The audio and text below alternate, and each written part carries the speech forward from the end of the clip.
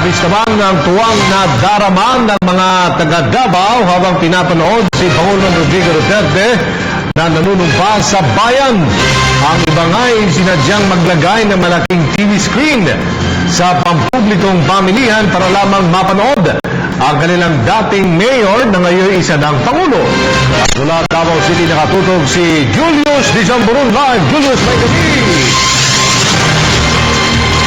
Yes, Aljo, isang free public viewing ng inaugurasyon ni Pangulong Rodrigo Roa Duterte ang sinet up sa iba't ibang bahagi po ng Davao City.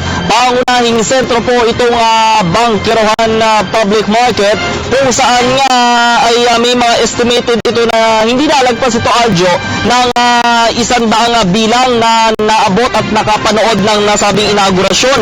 Simula yan alas 8 ng umaga hanggang mananghali at hanggang yung magsagawa nga po si Pangulong Duterte ng kanyang unang cabinet meeting. Narito ang report.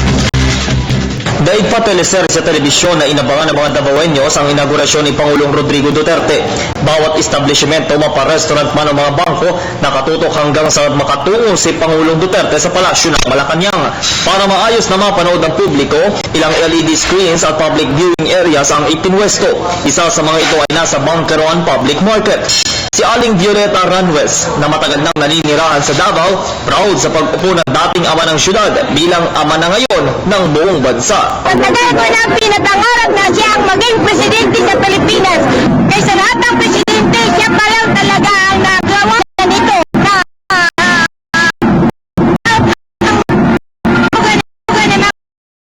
Hindi kami natakot maglakad kahit gabi.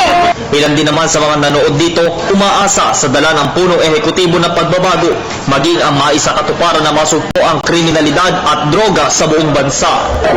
Masaya ako, masaya. Naging agaw pansin din naman ng ilang manonood na ibinalagra ang mga t-shirts na may marka ng buka at pangalan ni Pangulong Duterte. May isang supporter naman ng Pangulo na naiyak lalo na nang magsimulang kumanta si Ka Freddy Aguilar. Sa kalagitnaan naman ng panunumpa ni Pangulong Duterte, tila sandaling natigil ang mundo ng mga manonood. Matapos nito'y palakpakan naman kaagad ang isinalubong ng mga Davaoenyos. Sa kanyang talumpati, may ilang nagtaas ng kamao. Dahil daw ito sa nakikita nilang sinserong adhikain ni Pangulong Duterte na pagandahin at mapanatili ang peace and order ng bansa. Si Pangulong Duterte ang ika-12 na Pangulo ng Republika ng Pilipinas at unang Pangulong galing ng Mindanao.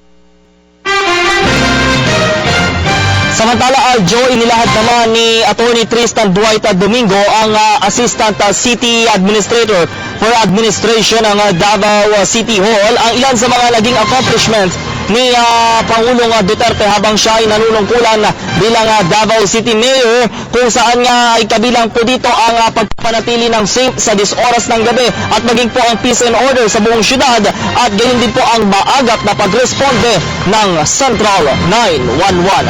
Live mula pa rin dito sa Davao City, Julius Disamburon, Telebisyon ng Bayan. Salamat Julius Disamburon live mula Davao City.